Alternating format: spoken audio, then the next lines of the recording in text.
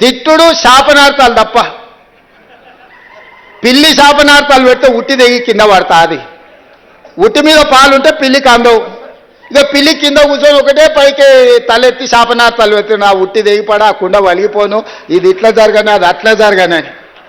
పిల్లి శాపనార్థాలకు ఉట్టి దిగిపడుతుందా?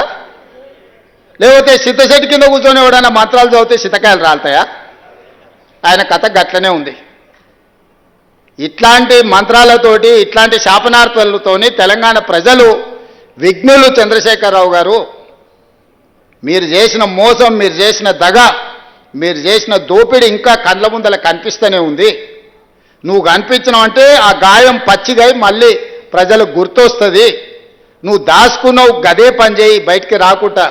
కొంతకాలానికన్నా జనాలు నువ్వు చేసిన పాపాలను మర్చిపోతారు. నువ్వు మళ్ళీ కనిపించినావంటే అన్నీ గుర్తుపడతారు.